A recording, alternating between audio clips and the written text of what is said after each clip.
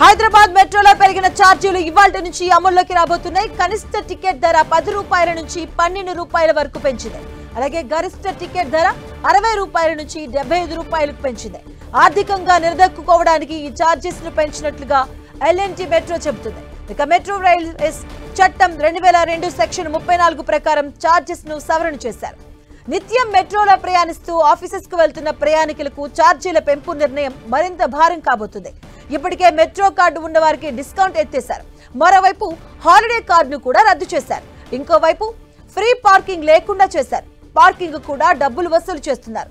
గతంలో మెట్రోలో free washroom service ఇచ్చేవారు. ఇప్పుడు వాష్రూమ్ కి కూడా డబ్బులు వసూలు చేస్తున్నారు. ఇప్పుడు ఇలా మెట్రో ఛార్జీలు పెంచడంతో మెట్రో జర్నీ కాస్త క్లాసీ గురు అంటున్నారు సిటీ జనం. ఇక ప్రస్తుతం హైదరాబాద్ లో మెట్రో ఛార్జీలు 10 రూపాయల నుంచి 60 రూపాయల వరకు టికెట్లు రేట్లున్నాయి. ప్రస్తుతం పెంచిన లెక్కల ప్రకారం 12 రూపాయల మినిమం ఛార్జీ కాగా మాక్సిమం 75 రూపాయలకు పెంచింది ఎల్ఎన్టీ మెట్రో యాజమాన్యం.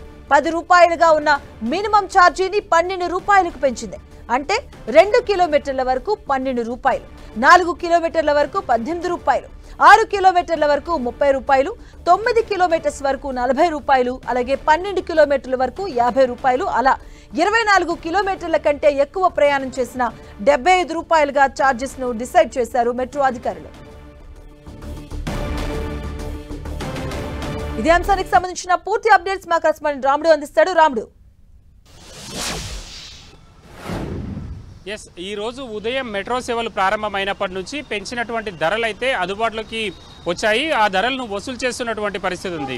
7 ఏళ్ల తర్వాత హైదరాబాద్ మెట్రో రైల్ ఛార్జీలను సవరించింది. ప్రధానంగా చాలా కాలం నుంచి మెట్రో పైన ఒక తీవ్రమైనటువంటి విమర్శ ఉంది. మెట్రో ఛార్జీలు చాలా ఎక్కువగా ఉన్నాయనేది. ప్రధానంగా ఏదైతే డిపిఆర్ ప్రకారం అంటే వాళ్ళు అగ్రిమెంట్ ప్రకారం ప్రభుత్వం చేసుకున్నటువంటి అగ్రిమెంట్ ప్రకారం మినిమం ఛార్జ్ అప్పుడు 8 రూపాయలు ఉండాలి, మ్యాక్సిమం ఛార్జ్ 19 రూపాయలు ఉండాలి మెట్రో సేవలు ప్రారంభమైనప్పుడు. కానీ ఆ విధంగా కాకుండా మినిమం ఛార్జ్ 10 రూపాయలు, మ్యాక్సిమం ఛార్జ్ 60, దాదాపు 200-300 రేట్ల వరకు అప్పుడే పెంచడం జరిగింది మొదట్లోనే. ఇప్పుడు అప్పటి నుంచి కూడా తీవ్రమైనటువంటి విమర్శలు ఉన్నాయి. సాధారణ ప్రజలు కొంత మెట్రో ఎక్కలేనటువంటి పరిస్థితి, దానివల్లనే ట్రాఫిక్ ఇంకా అదే విధంగా కొనసాగుతుంది. గతంలో మనకు చెప్పినప్పుడు మెట్రో అందుబాటులోకి వస్తే ఆ మార్గాలన్నీ కూడా చాలా క్లియర్ ఉంటాయి, ట్రాఫిక్ సమస్య ఉండదు, రోడ్లన్నీ కూడా చాలా క్లియర్గా ట్రాఫిక్ చాలా మంచిగా మూవ్ అవుతుందని చెప్పారు. కానీ ఇప్పుడు చూస్తే ఏ మెట్రో మార్గంలో కూడా ట్రాఫిక్ ఫ్లో సులభంగా ఉండదు. అక్కడ కూడా మెట్రో అంటే ట్రాఫిక్ జామ్ అవుతూనే ఉంది. అంటే మెట్రోకి వచ్చేటువంటి వాళ్ళందరూ కూడా మళ్ళీ రోడ్ల మీద వెళ్తున్నటువంటి పరిస్థితి. మెట్రో అధికారులు గతంలో చెప్పిన దాని ప్రకారం దాదాపు ఈ టైంకు 20 లక్షల మంది వరకు ప్రయాణం చేయాలి మెట్రోలో. కానీ ఇప్పుడు కేవలం 5 లక్షల మంది వరకే ప్రయాణం చేస్తున్నారంటే మెట్రో కాస్ట్లీ అనేది ముందుగానే మనకు అర్థమవుతుంది. ఇప్పుడు ఈ పెంచినటువంటి ధరల కారణంగా మరింత ఎక్కువగా అయ్యేటువంటి అవకాశం ఉంది. మెట్రో అధికారులు తమకు నష్టం వస్తుంది అంటూ ఈ మెట్రో ఛార్జీలను పెంచారు. అయితే సామాన్యులందరూ అంటే రెగ్యులర్గా ఉండేటువంటి ఉద్యోగులందరూ మాత్రమే మెట్రోకు ప్రయాణం చేస్తుంటారు, విద్యార్థులు ప్రయాణం చేస్తుంటారు. కొంత అప్పర్ మిడిల్ క్లాస్ ఉండేటువంటి వాళ్ళందరూ కూడా సొంత వాహనాలను ఉపయోగిస్తుంటారు. Middle class, lower middle class public మాత్రమే మెట్రోలో వెళ్తున్నటువంటి పరిస్థితి ఉంది. ఇప్పుడు పెరిగినటువంటి ధరల కారణంగా ఒకరొకరి పైన నెలకి మనం చూస్తే 60 రూపాయల నుంచి దాదాపు 900 రూపాయల వరకు వాళ్ళకు భారం పెరిగేటువంటి అవకాశం ఉంది ప్రతి నెల. కాబట్టి కొంత ఆలోచిస్తారు పబ్లిక్ మెట్రోను వదిలేసే అవకాశం కూడా లేకపోలేదు. అయితే మెట్రో పీక్ అవర్స్లో మాత్రం చాలా ఎక్కువగా రద్దీగా ఉంటుంది. మెట్రో ఇంకా ఫ్రీక్వెన్సీ పెంచాల్సినటువంటి అవసరం ఉంది, బోగీలు పెంచాల్సినటువంటి అవసరం ఉంది. బోగీలు పెంచుతామని కూడా గత ప్రభుత్వం నుంచి చెప్తూనే వస్తున్నారు. అంటే రైల్వే మరిన్ని సౌకర్యాలు కల్పిస్తామని కూడా. అయితే ఈ అన్నింటి దృష్ట్యా ఇంకా మెట్రోకు సరిపడినటువంటి రద్దీ అంటే ట్రాఫిక్ రానటువంటి పరిస్థితి ఉంది. ప్రధానంగా మనం చూస్తే కనెక్టివిటీ విషయంలో కొంత లోపాలు ఉన్నాయి. అంటే ఇంటి నుంచి మెట్రో స్టేషన్ రావడం, మెట్రో స్టేషన్ నుంచి ఆఫీస్ వరకు వెళ్ళేటువంటి కనెక్టివిటీ ఏదైతే ఉందో ఆ కనెక్టివిటీ లేకపోవడం కారణంగా కూడా మెట్రోకు సరైన పద్ధతిలో ఇంకా ప్యాసింజర్స్ రానటువంటి పరిస్థితి ఉంది. ఇప్పుడు ఇంకా ధరలు పెరగడం వల్ల మరింత ఇబ్బందికర పరిస్థితులు వస్తున్నాయి.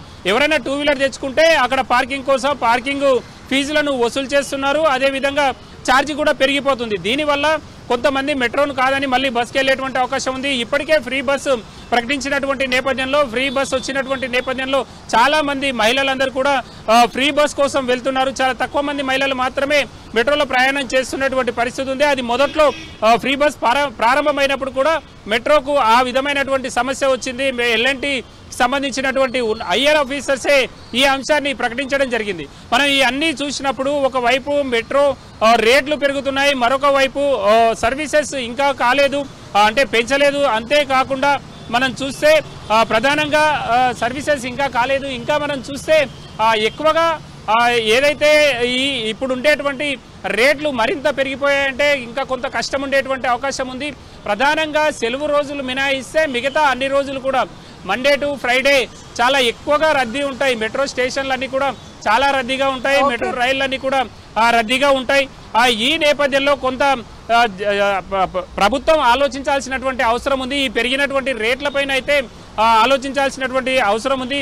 ప్రధానంగా ప్రయాణికులు కూడా అదే విషయాన్ని చెప్తున్నారు. కొంత ఎక్కువ భారం అవుతుంది, ఇప్పటి వరకు కూల్ అండ్ సేఫ్ జర్నీగా మేము భావించాం, కొంత ఖరీదైనటువంటి జర్నీగా ఇది మారిపోతుందని కూడా ప్రయాణికులు ఆవేదన వ్యక్తం చేస్తున్నటువంటి పరిస్థితి ఉంది. ఓకే, థ్యాంక్ యూ రాముడు.